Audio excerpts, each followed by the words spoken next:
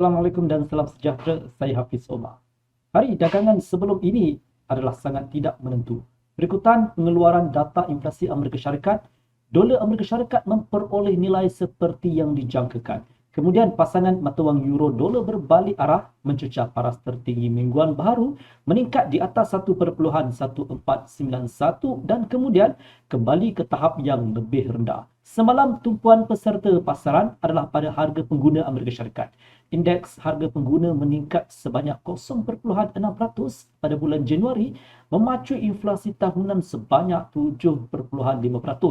Penunjuk mengatasi ramalan penganalisis. Ini bermakna Fed mungkin akan menaikkan kadar faedah sebanyak 50 mata asas seawal Mac. Kebanyakan ahli ekonomi menjangkakan kenaikan kadar faedah 6 kali tahun ini dan percaya bahawa penanda aras itu akan mencapai 1% menjelang Julai. Jangkaan pasaran dan kadar faedah yang lebih tinggi dijangka menyokong dolar Amerika Syarikat. Dalam jangka pendek, pedagang harus berpandukan petunjuk teknikal.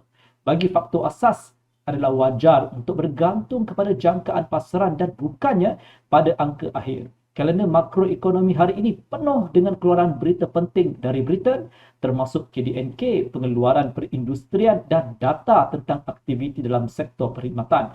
Ekonomi British dijangka menyusut sebanyak 0.5% pada bulan Disember.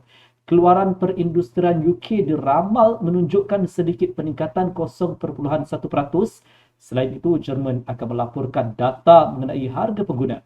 Pedagang juga mungkin akan memberikan perhatian tentang ucapan ahli lembaga ECB, Frank Alderson. Pada separuh kedua hari tersebut, Amerika Syarikat bersedia untuk mengeluarkan indeks sentimen pengguna University Michigan. Jika penunjuk ini meningkat, permintaan untuk dolar akan meningkat.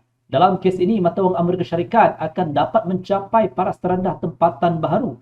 Dari sudut pandangan teknikal, saya mengesyorkan untuk memfokuskan pada tahap rintangan dan sokongan pada 1.1408 dan 1.1363 masing-masing. Berikutan kemungkinan penurunan di tengah-tengah data suram mengenai inflasi di Jerman. False breakout pada 1.1363 akan mewujudkan isyarat beli. Oleh itu, kenaikan harga akan berusaha untuk mendapatkan semula kawalan ke atas tanda 1.408.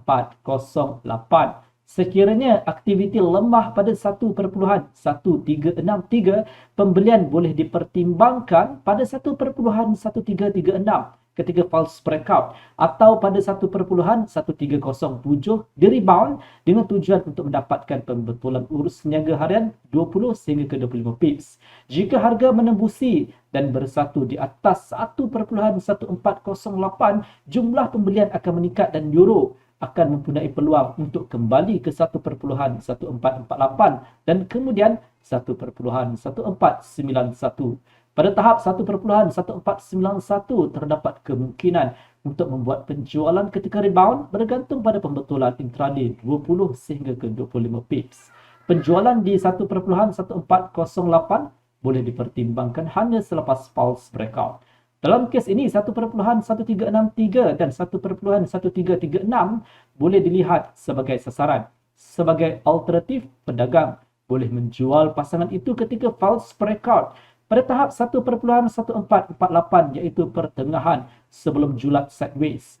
Bercakap tentang mata wang British, peserta pasaran sedang menunggu data tentang KDNK. Oleh itu, saya fikir ialah satu keputusan yang bijak untuk membeli pasangan hanya dalam kes false breakout di 1.3517 atau ketika rebound di 1.3477 dengan tujuan untuk mendapatkan pembetulan intraday 25 sehingga ke 30 pips.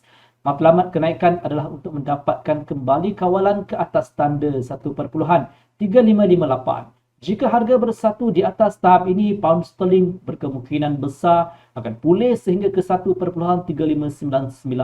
Dalam kes false breakout di 1.3558, pedagang akan mendapat isyarat jual yang kuat.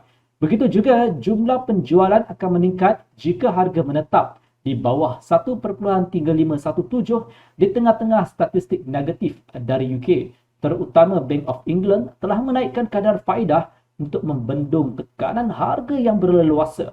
Manakala ekonomi Britain mengalami penguncupan yang mendadak. Oleh itu, data suram pada pengeluaran ekonomi boleh meningkatkan tekanan ke atas pound sterling. Ujian bawah ke atas di 1.3517 boleh menyebabkan penjualan yang lebih besar mengheret pasangan itu turun ke 1.3477 dan 1.3445. Pada tahap 1.3445 terdapat kemungkinan untuk membuat pembelian ketika rebound dengan bergantung pada pembetulan intraday 20 sehingga ke 25 pips. Semoga berjaya dan selamat berhujung minggu.